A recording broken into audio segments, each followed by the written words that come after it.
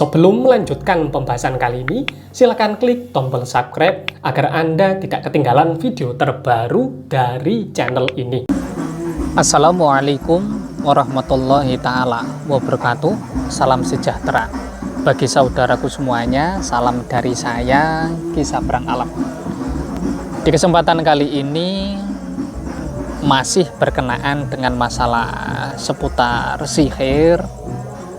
Saya ingin bercerita sedikit mengenai masalah persaingan usaha dagang ojek. Kalau di daerah Kudus, Jepara, Pati, ojek itu bukan sarana transportasi, bukan ya.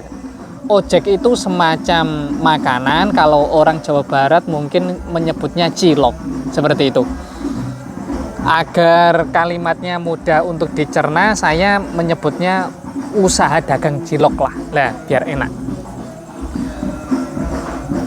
Ada beberapa orang yang berada di daerah Kudus, Jawa Tengah, itu jualan cilok keliling kampung dari SD ke SD, kemudian nanti siang ya dijajalkan di madrasah kalau daerah Kudus menyebutnya.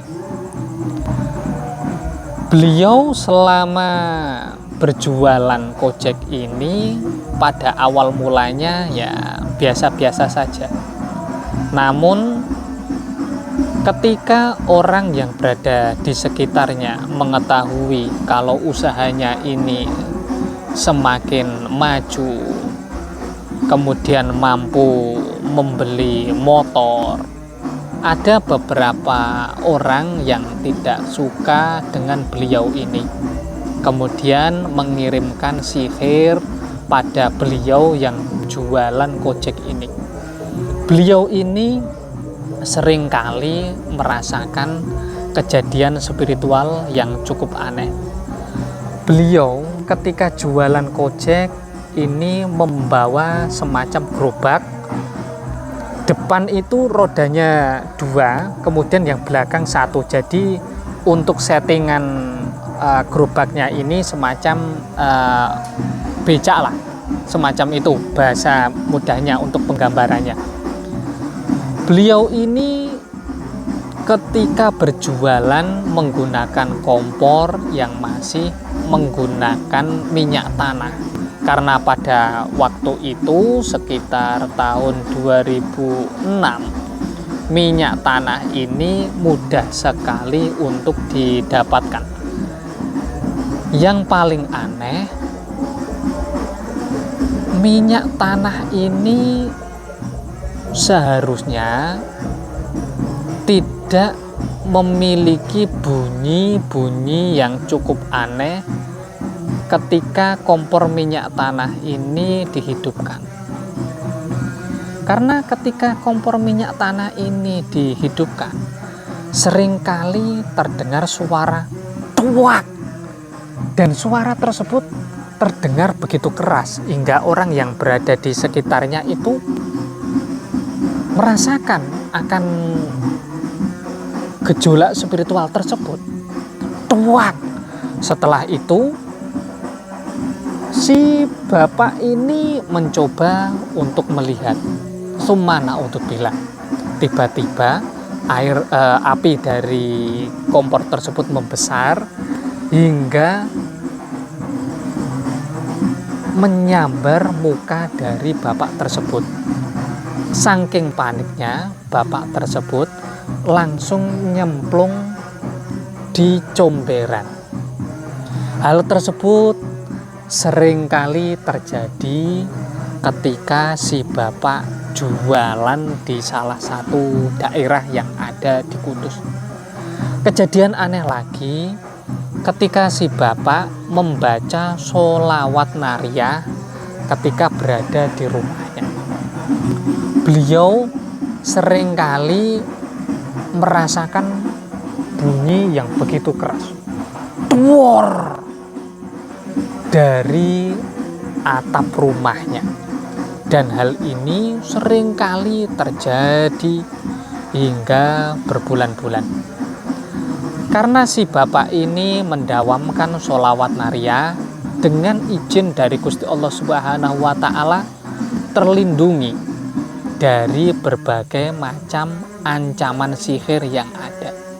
Namun yang namanya orang kan ada kalanya lupa untuk membaca amalan karena capek dan lainnya. Hal inilah yang dimanfaatkan oleh jin fasik. Jin fasik menyusup kepada si bapak ini melalui telinganya.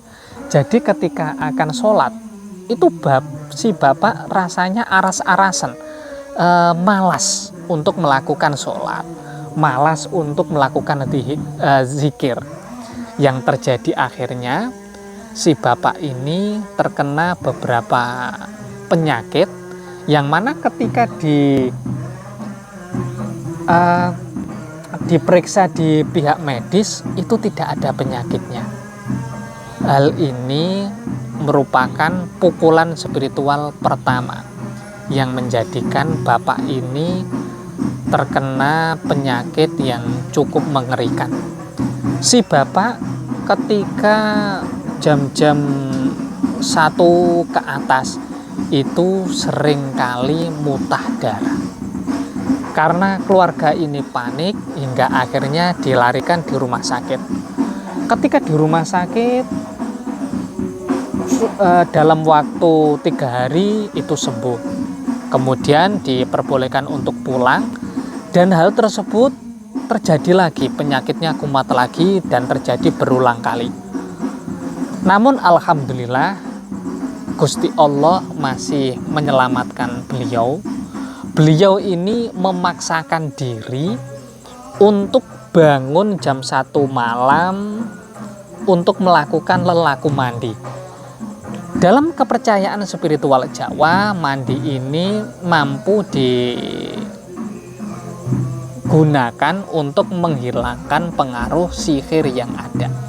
Si bapak kemudian melanjutkan kembali untuk mendawamkan sholawat nariyah dan alhamdulillah penyakitnya dengan izin Allah Subhanahu wa Ta'ala disembuhkan. Namun si bapak trauma, tidak berani jualan kojek ataupun jualan cilok kembali. Hal-hal spiritual ini seringkali terjadi di daerah Kudus, dan semoga hal ini tidak menimpa kepada keluarga jenengan, dan keluarga jenengan senantiasa diberikan perlindungan sama Gusti Allah. Jika jenengan mengalami kejadian spiritual semacam ini, monggo tidak ada salahnya silaturahmi ke tempat praktek saya yang berada di Jepara. Kurang lebihnya saya mohon maaf jika dalam hal ini ada beberapa ucapan ataupun tindakan saya yang kurang berkenan bagi saudaraku semuanya. Wassalamualaikum warahmatullahi ta'ala wabarakatuh. Salam sejahtera bagi saudaraku semuanya. Salam dari saya, Kisah Perang Alam.